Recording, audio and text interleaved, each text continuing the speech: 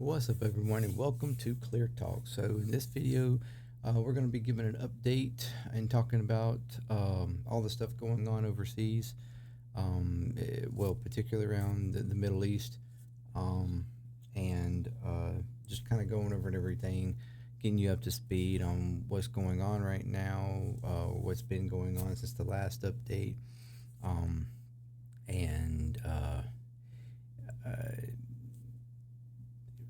everything just being on the brink of further escalation and war, where peace talks are, and all that good stuff. So, anyways, thank you for joining me. If you like the content that I've been given, please consider subscribing. It is free and helps me out tremendously. And like, comment, share, all that good stuff. Let me know what you think. So yeah, let's get to it. All right, so you probably remember. I guess our last update we were talking about when we had the assassination attempts, and or not attempts, but assassinations. Period. You had your Hezbollah commander that was assassinated, and then the top Hamas leader assassinated in Tehran, in the capital city of Iran.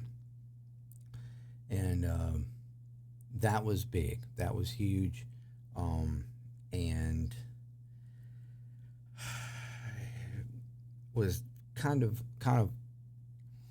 sent the signal from Israel that they absolutely had no interest in peace talks. Because, this was the head of Hamas on the political side. Someone who was within the peace talks, and was at the table trying to make the peace talks, and you assassinate him. When the effort was trying to get people back to the table, instead Israel assassinates the one guy that's actually trying to talk and has agreed to several times to a peace ceasefire, and Israel just completely goes against it.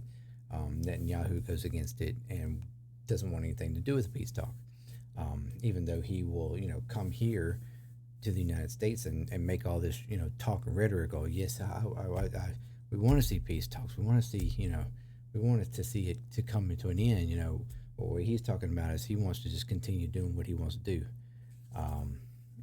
Even in his eyes and his far right, like, collective of people around him, Gallant and Smotrich and stuff like guys like that, who want absolutely nothing to do with peace talks.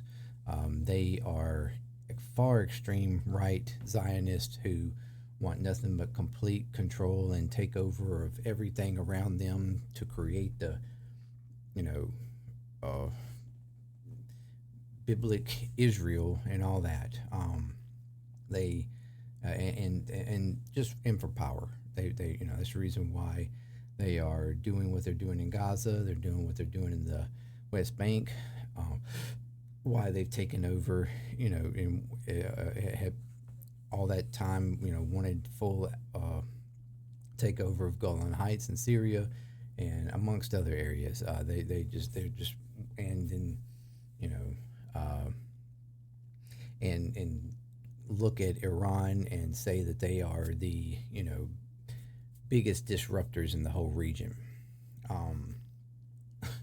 which is quite interesting, seeing as though Israel's the one that started all this, and I'm talking about before October 7th. Israel's been doing this for a while. They've been wanting war and expanding war. They've tried several times to push us into a war with Iran, and we kept backing, pushing it off and trying to keep them under control. But for some reason, we aren't even doing it anymore. Our Biden is just about as weak as can be on this, and it's just been the utter destruction of his whole entire presidency. It's absolutely ridiculous.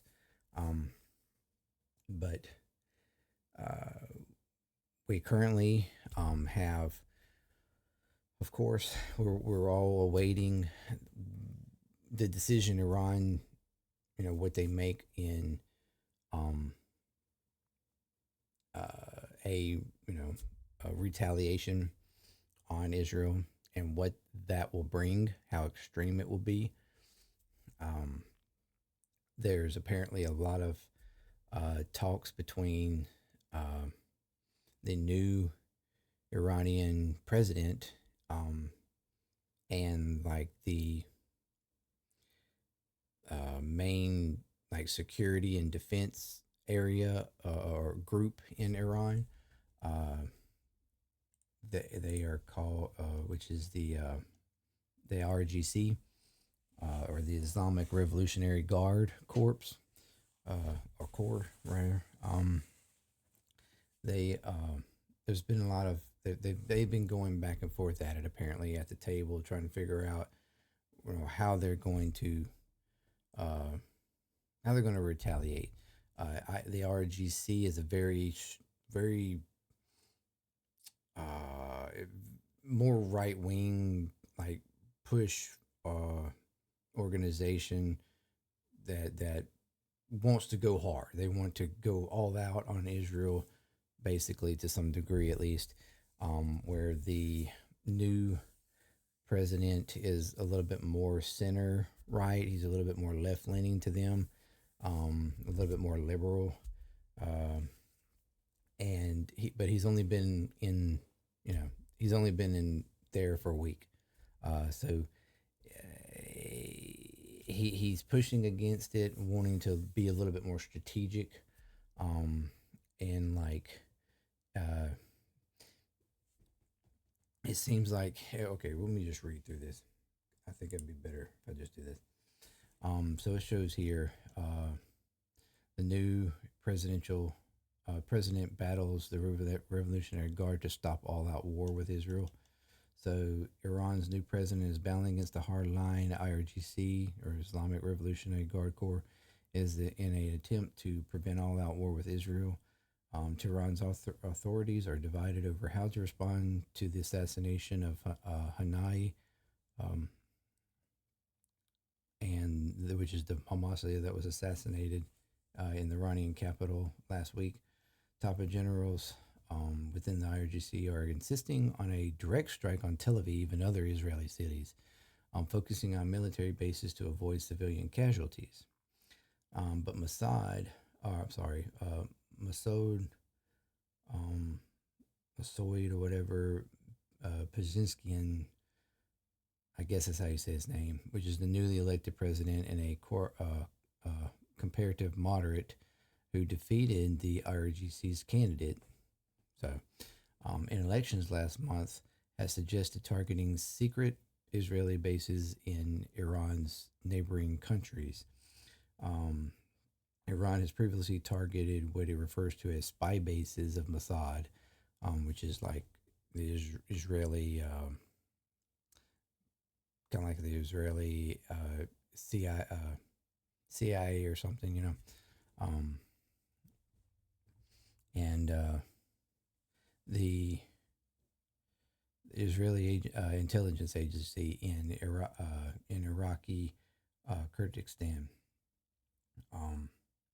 The IRGC has been trying to undermine the new president because I don't want to mess up his name. In its pursuit for more aggressive retaliation, founded after the '79 Islamic Resolution to protect the new regime from domestic dissent. The IRGC is evolved into a sprawling organization with significant influence over Iran's military, economy, and broader society. The ultimate responsibility for deciding how Iran will respond rests on the supreme leader, who is Khamenei. The president fears that any direct attack on Israel would have a serious consequence. He mentioned that we are lucky that Iran did not go out into all-out war with Israel last time, and maybe not this time. talking about back in April 13th when they attacked the last time. Remember they just kind of they shot out 300 drones and missiles um, at Israel, but they like called about an hour ahead of time, talking with us in Israel and whatnot. Hey, we're about to do this, letting you know these are our targets, so you can take them out. Basically, basically give them forewarning on and of course the Iron Dome took care of all of it. So it didn't do any major damage, didn't do any nobody was hurt. So it was just a show of power, but that's all it was. Tehran's attack came after a suspected Israeli attack. That was back in April on the consulate, Damascus consulate, that killed seven high ranking members of the IRGC. So after Israel attacked, you know, they attacked back as a retaliation, kind of a show of power. Hey, we can get to you if we want to, but we're letting you know we're going to do it so you can take them out. So it's all good, kind of shit. On July 31st, the tensions between the two arch enemies escalated once again when the Hamas leader, was assassinated um, while attending the inauguration of the new president. The RGC is insistent on targeting Israel is more about undermining his a week-long presidency rather than covering the humanitarian humiliation they have suffered, said the presidential aide. The New York Times first reported that Mossad planted bombs in the RGC guest house where Hanai, or whatever, how you say it, was staying and carried out the assassination. That was originally stated, but I'm not. But I think that was. Um, I think that was. There's also been reports that, like, direct missiles shot. So I don't know how we can. What we can conclude from any of those reports. Khamenei was threatening Israel with severe punishment. On Friday, Ali Fadavi, an IRGC deputy commander, was quoted by local news agencies as saying that Iran is set to carry out an order by Khamenei to harshly punish Israel over the assassination. The media cited him as the supreme leader's orders regarding the harsh punishment of Israel and revenge for the blood of martyr uh, Ismail Hamani are clear and explicit, and they will be implemented in the best possible way. Um, there was apparently some gunfire bout on the western border of Iran. Um, uh, this was sparked fears that attack would be coming in the time window. These recent exercises um, on the western border are just to intimidate the new president. Uh, the RGC is very insistent on targeting Israel, and they think it is easy. So there's like this internal thing going on to kind of cause uh,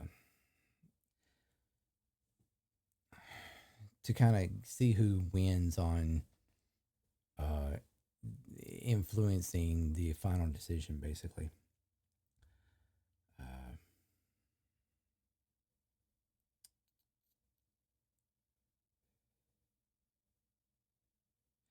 Uh, the president has also suggested arming the Lebanese Hezbollah with more sophisticated weapons and letting them fight with Iran's intensified support. Um, yeah.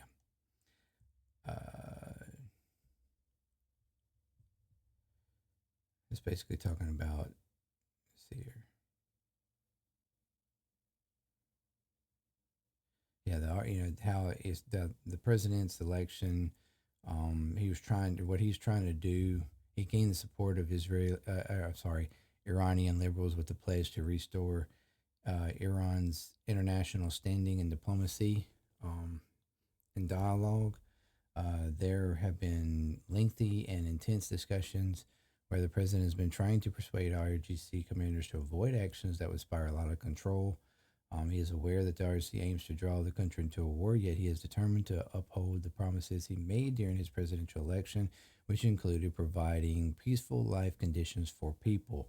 Under his influence within the leader's office, he is working to prevent IRGC from plunging Iran into war. Um, so, uh, but here we have down here the IRGC has been upgrading their naval forces and stuff. Just to let you kind of get a kind of an idea of how strong Iran can be. Iranian state TV said that a large number of the IRGC added long-range missiles and drones to the force's navy. A large number of new anti-ship cruise missiles were added to the Navy forces by the order of the guards chief.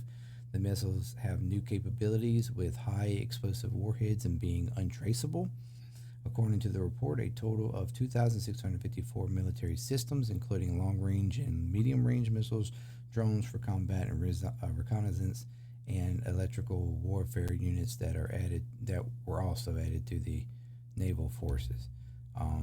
So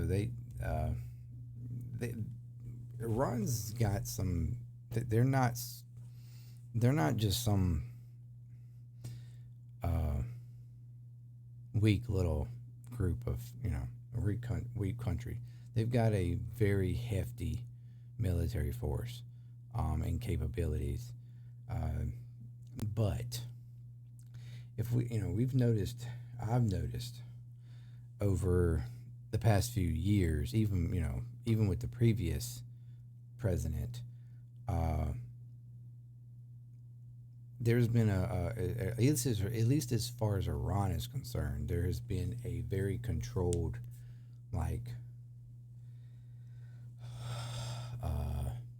mature kind of way of how they respond. There's been a big effort on their part to try and, especially towards other powers, Russia and China particularly, trying to get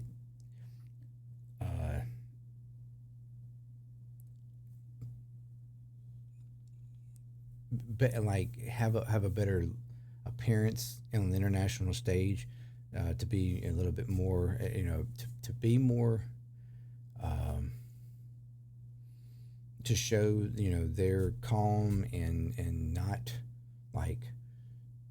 not being what they're what Israel always claims them to be, as far as just a crazy destabilizer in the region. Yes, there are other groups around Israel. We know Hezbollah. There's some resistance groups in Syria. You have the Houthis in Yemen. There's of course Hamas in Gaza, which is that created out of Gaza.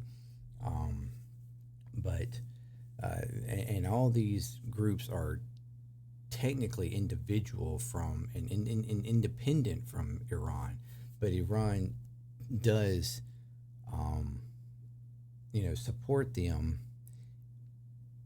in arms, just like we support Israel in arms and stuff like that. They support them in giving them weapons and ammo and stuff like that, and certain ones' capabilities over others. But they do support them, but and at the same time, they also, it's kind of like we support you, kind of like we do with Israel. It's kind of, or where we should have been doing with Israel before here recently, where we give them the strength and weapons and technology and whatnot to help them, helping them develop the Iron Dome and all their systems and whatnot to keep them safe. But but at the same time, it's we have the ability to be like, look, chill out, stay calm, don't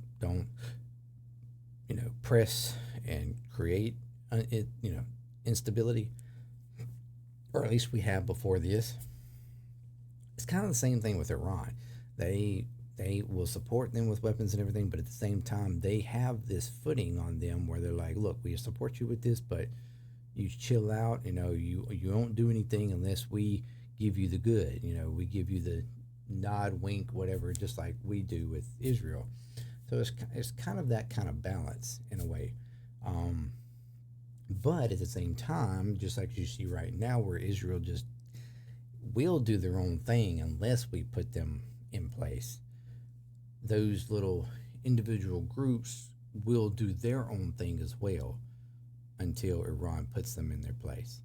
So it's kind of the same deal there. It's not like Iran's got full control of them. They give them like a little. It's like they're on a leash. Give them a little bit of room. Let them do some. Make them make decisions. But if they feel like they go a little overboard, they'll pull back on it. Hey, hey, hey, hey, calm, chill out. We don't need we don't need any craziness. That's kind of the way they do. Um, but they've been, for the most part, doing a better job up until recent. Well, actually, they've been doing a fairly good job even through this. I mean, at this point, there could have been what Israel has been doing in Gaza. They could have been doing a whole lot more at this point. But they've kept Hezbollah in check for the most part. Um, the Houthis are a little bit more radical. Um, they're limited in what they can do, but they're a little bit more radical. Iran doesn't full on control them that much or anything. It's like harder for them to be controlled, or at least that's the way I kind of feel it or get the presence of. Um, uh, but they do control all their other little areas a little bit harder. Hezbollah is the most powerful one of the whole group outside of Iran. Um, they're like the secondary, really, is what they are. They're kind of like, to some degree, Iran's Israel, if you could look at it that way. The rest of them are just little spot groups that they have the ability to resist, but they're not. They're limited. Um, so, but Hezbollah is right there directly on the right north of in Israel. They have full on or at the Lebanon Israel border. They have a lot of capacity. Not quite as strong as Israel, but they have a good enough capacity that they can do some damage if they want, just on their own. And that's who's been constantly going back right there in the north of Israel with the IDF. While this whole thing's been going on, it's kind of been a tit for tat kind of thing. Just and that's really just it was just what Hezbollah's been doing is just trying to keep the IDF busy, like trying to put some pressure on them to some degree, uh, to make it harder for them to do, or the idea is to make it harder than them to continue what they're doing in Gaza. But you know, clearly that hasn't stopped Israel from what they've been doing. Um, and it's just really, it's yes, the whole just the Gaza part itself has gotten. I mean, we know it's just way out of hand. It's way beyond genocide at this point. It's just uh, it's just devastating what they've done there. Um, the amount of people that's just killed on a regular basis, starved, disease ridden. I mean, there's reports now of polio spreading through the water, and there's a worry now that there's going to be a outbreak of polio throughout the and so that's the newest like issue. It looks like as far as diseases, and so this is uh, a big issue, and so now we're worried about whether or not how Iran's going to act, um, where the president wants to make a little bit more smaller, strategic. He wants to attack like a couple of areas in the smaller regions, in Syria and stuff like that, and then maybe some, just minor areas where the RGC wants to attack full on to Tel Aviv, and wants to hit like um, major military, uh, and even nuclear spots, in Tel Aviv or around, throughout Israel. They want a full on like, and that's the issue. Israel has already responded back, or Netanyahu is warning, uh, on basically giving a warning that whatever Iran does, we will do back on what he calls equal terms. Like we'll do the equivalent. Um, when Israel says they're going to do the equivalent, what they really means is we're going to hit you twice as hard. Um, that's their equivalent. Um, it's been evident all along. I mean, you look at, you know Hamas versus them in Gaza. You look at Hezbollah versus them in Lebanon and on the board. Like when they attack back two, three times fold. I mean, there's that's their equivalent, um, response. So whatever is done to them, and there's no like we did this, so you do that, and everything's chill. Kind of like a equal. They always have to have the last hit. You know, um, so there's a lot of pressure right now on Iran to, you know we gotta they know you have to do a retaliation response, but it's being asked by, of course, the United States.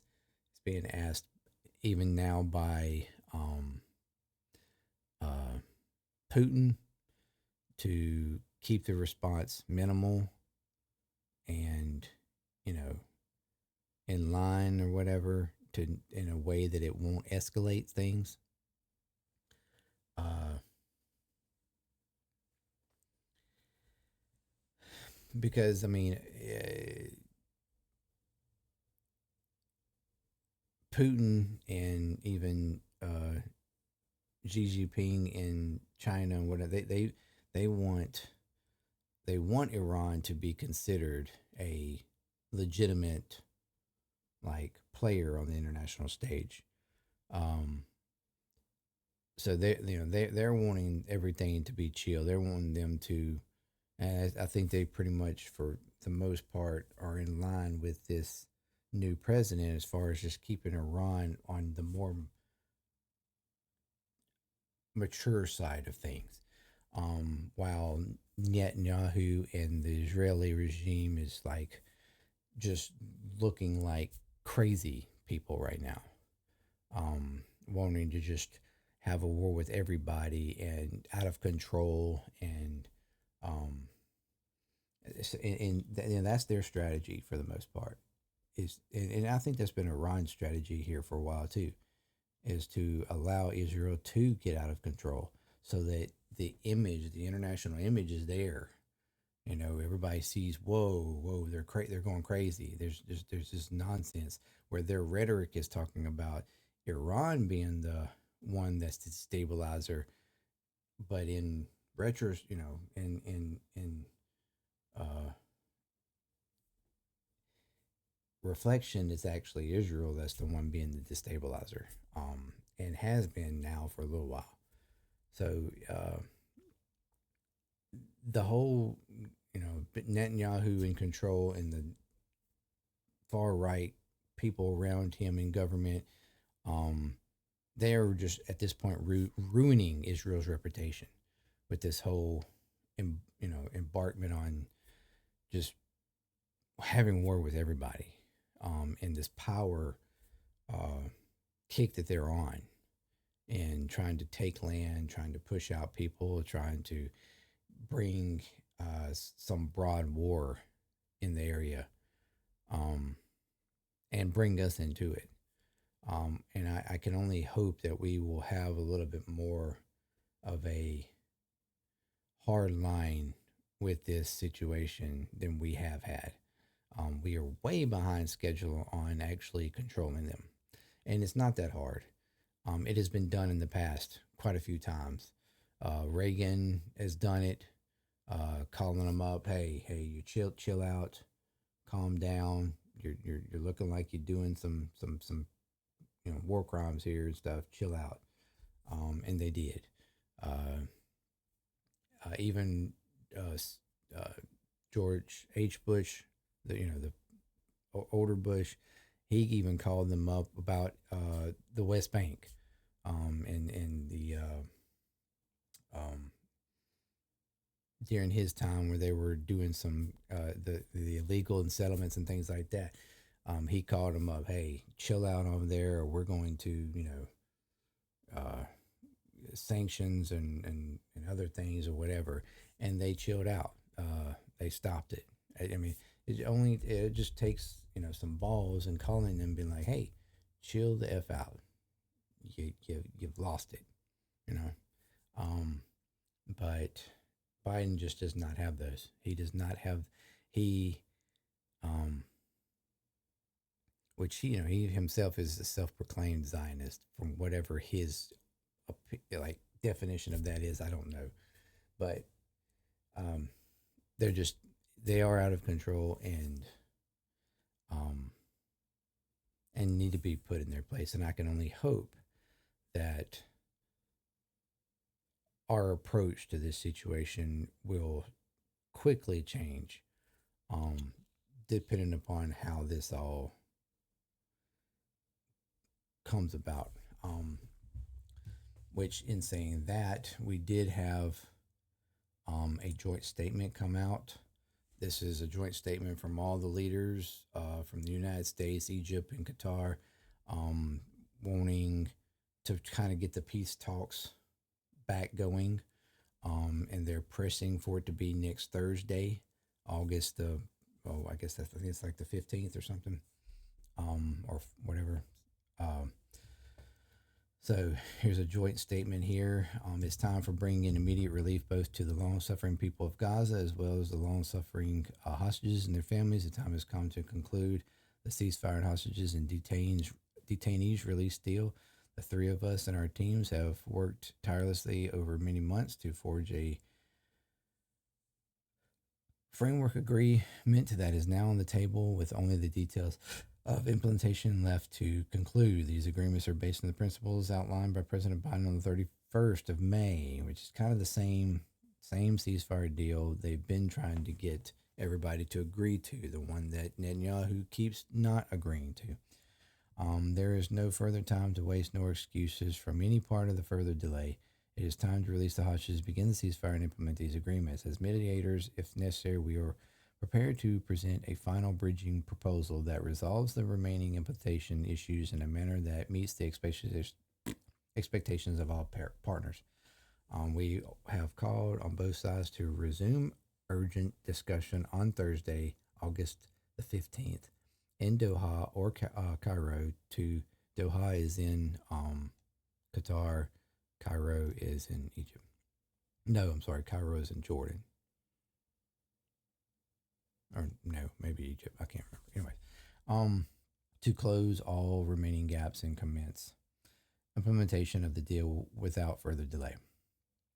Um, and of course, these are the main, Joe Biden, president. You have Sisi of Egypt and Thani of Qatar.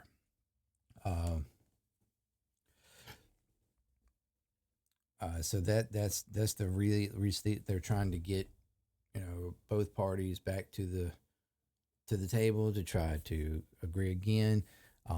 Israel has come out and said that they plan to have a representative there on Thursday. Um, you have since the Hamas has uh, the main leader was assassinated, they have replaced him with Shamir. Is that right? I think that's his last name. Which is actually the was actually the leader over the armed forces that are in, or in Gaza, and considered the one that was the planner of October 7th, the main planner, one of the head planners for the October 7th attacks. He is now in control of. He's been put into place. Um, so I don't know whether or not he will be there. From what reports have been from Israel, that he's actually in Gaza, in the tunnels. I don't know. I don't, I don't think anybody really knows for sure. But he was, whether he will designate somebody as a, someone to, well, there are other people um, in the political side of Hamas that can, of course, be there at the table, and have been there. Um, but uh, but the argument is that because they put him in place, they recognize that Israel cannot be um, bargained with, or can't be uh, mediated with, uh, which Israel basically, that was their way of stating when they assassinated um, Hamani anyway, or Hanani, whatever his name is. When they assassinated him to begin with, that was pretty much what they were trying to say. And we already had them, uh, the Knesset doing voting, and on absolutely no two state solution. You have um, Smotrich recently, I think at the end of last week or whatever, or at the beginning of this week, one or the other, stating how he, arguing that they have a moral obligation to starve all of Gaza, but they haven't been able to because of international pressures to give relief to them, and so they've had to give them relief where they shouldn't have had to. So he's like making the argument for completely starving them and not giving them any kind of humanitarian aid. And acting like we can't do that because we're being forced to by pressure to give them humanitarian aid. So we got to just bring all this humanitarian aid in there, which we all know is actually not getting in there. Um, the humanitarian aid has been limited. There's only one crossing now into Gaza.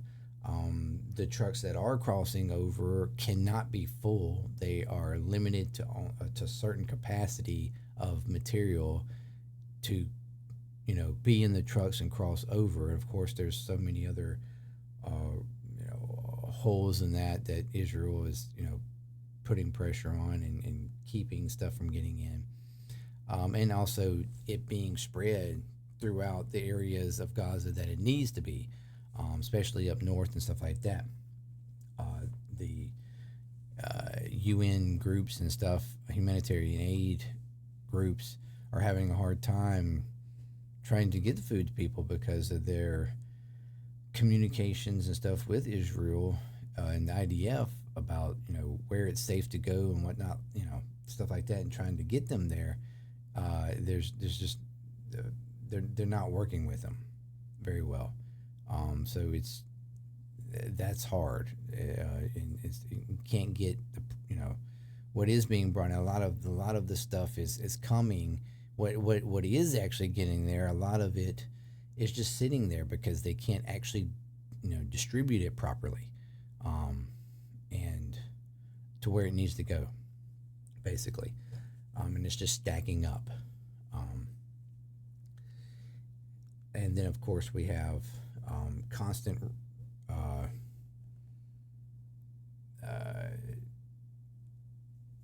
having constant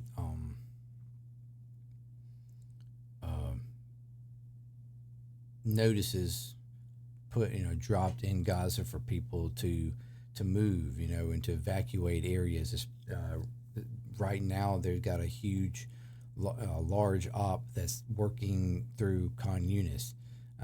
They previously dropped some in one area of Khan Yunis and made them move out, trying to take out some, what they called, because they're saying that there's basically Hamas has regrouped there. Areas that they previously had cleared, they've got to and regrouped. We've seen this previously happen in North Gaza, in Gaza City, where once they got down to Rafah and stuff, Hamas had just regrouped up there, and so they had to go back up there and fight there. And now they're both making their way back down, and they're in Khan Yunis, and so there's a lot of ground battling going on and everything, and this is not, it's not pretty at all. Um, but there's still bombing going on, still reports of places being bombed, camps and stuff being bombed. It's supposed to be, safe places. Schools still being bombed. Um, with kids and children dying. I mean, it's just steadily. It's not stopping. It's not stopping. People move or are told to move to one area. They do stuff there, and then they drop bombs in the areas that they tell them to move to. I mean, it's just constant. It's a constant thing. We've had all the reports of people, the soldiers that have come back from actual IDF soldiers talking about how they've got the freedom to shoot and or do whatever to anybody they want, just because they're bored. Like, there's people walking down the street, you're bored, shoot them. I mean, it's just, not to mention the reports that, the stuff that we've got. Well, I did the video where they were talking, where you had the military bases and stuff, or yeah, they've been turned into prisons, camps and stuff, uh, where they had hostages and they were abusing them and everything, Palestinian hostages and whatnot, abusing them from, the physical abuse to sexual abuse, rape, and everything else. And a couple of days ago, they actually had a video come out of evidence of the rape that was going on.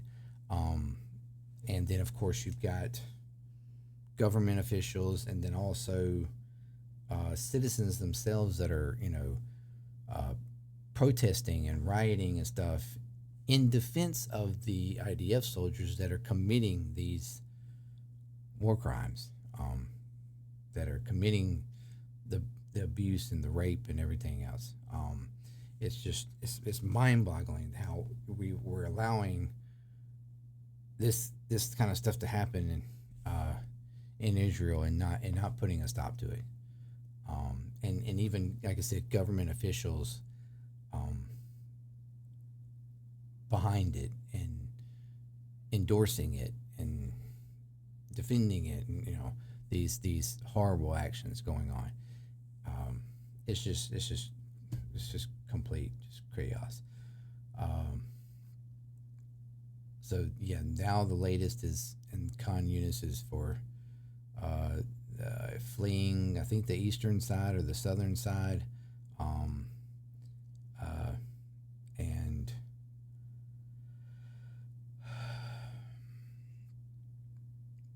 uh,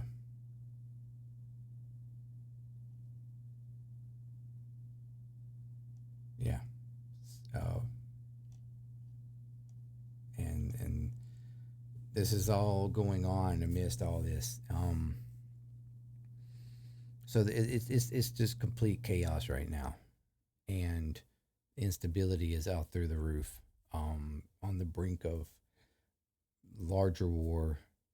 Um, so we have peace talks trying to get pressed by U.S., Qatar, and Egypt. You have um, uh, Israel kind of arming up and waiting for the response from Iran. You have a battle going on within Iran about how to respond, whether they respond on their own or whether they have their, they have like Hezbollah and groups in Syria and stuff um, attack, or whether it's like a joint kind of coalescing kind of retaliation where they all kind of strategically attack certain areas um, at the same time, and how aggressive and how much of an attack that is. Um,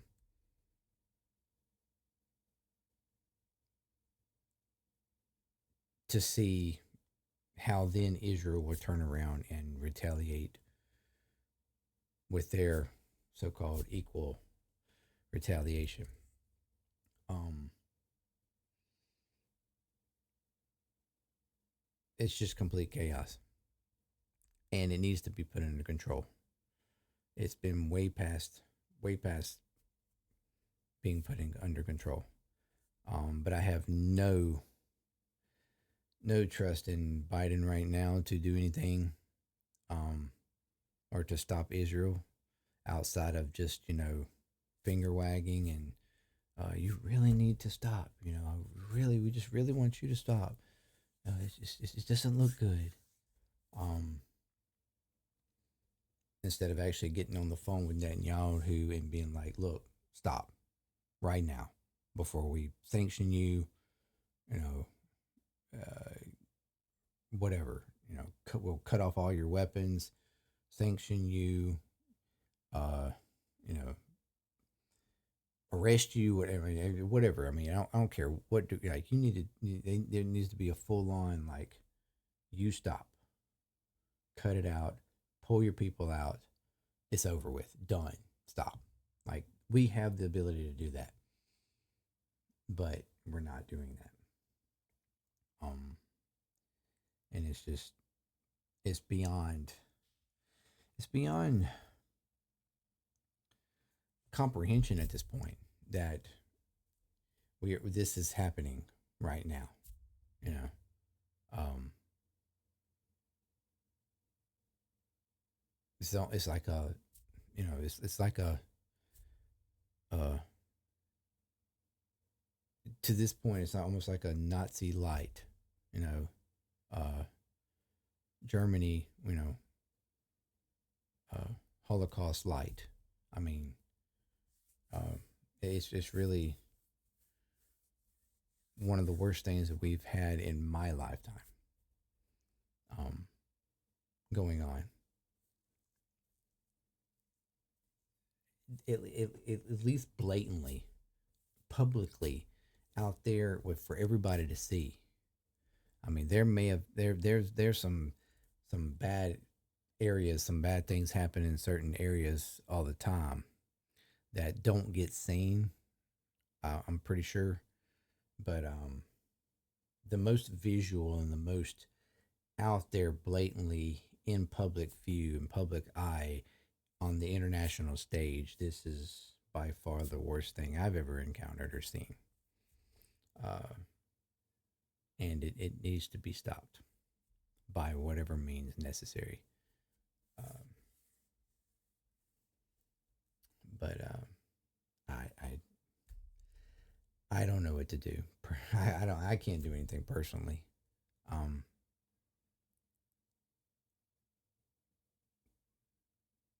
but that's where this election is very important as well. Um, because if Trump gets in there, he is all behind Netanyahu, all behind Israel. They will be full fledged. Um, with Kamala, it could be anywhere from the same thing Biden's been doing to a little bit of resistance. Possibly. She has kind of tipped her hat a little bit to having a little bit more of a liberal stance on it, or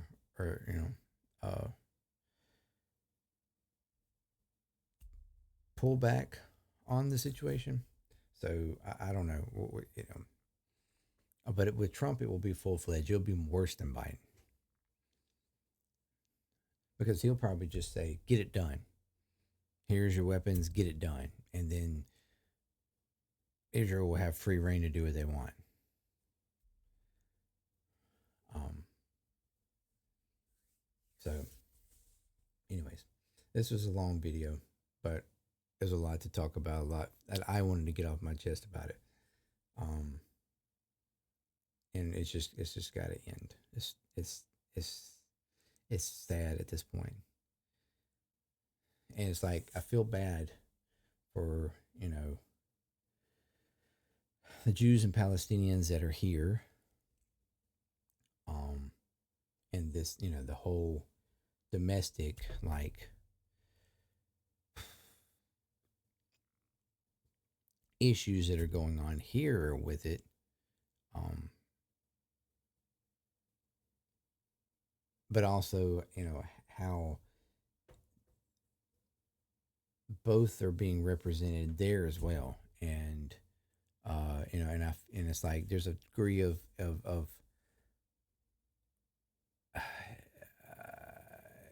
I hate seeing the citizens of Israel having to deal with this, but also to the degree that there are some of them that are completely in agreement with it and completely in with it. I mean, like those that are defending the torture that is happening in the prison camps and stuff. That's just it's like how do you you're it's like that's the group of people that are so far gone or so far you know influenced by the government that uh, they have been convinced to see the Palestinian people as just less than people, less than human, as scum and you know rot of the earth, that evil that needs to be eliminated from the earth, and that's that's that's that's sad and despicable. That should not. Uh, Nobody should be thought that way, um, especially not innocent people. So, um,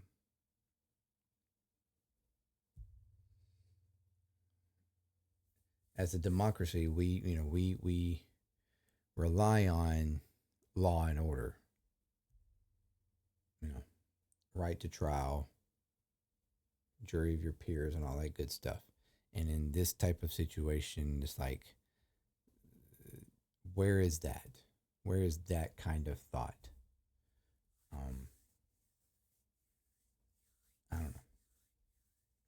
I don't like war. I hate war, and you know, but in the case that you have no choice, though, you still have to do it in the most moral way possible. Um, Protecting innocent lives, protecting women, protecting children, elderly, and men as well. I mean, everybody, any innocent, protecting them, protecting infrastructures, and protecting you know resources and stuff like that. You can't just take that all out and then you know people are left with no way to live afterwards. So, anyways, thank you very much for joining me, and we're gonna keep an eye on this, see what happens. The retaliation will probably be very soon. Um, so far, it's been held off. Uh, I think it's actually been held off a lot longer than some people expected, but and I'm hoping that's a good thing. um, because maybe it just means that they're really trying to work out exactly, the longer it takes, the more strategy that you would think that they are putting into it, um, and control that they're putting into it. So, anyways, thank you very much. And until next time, clear talk. Peace. I'm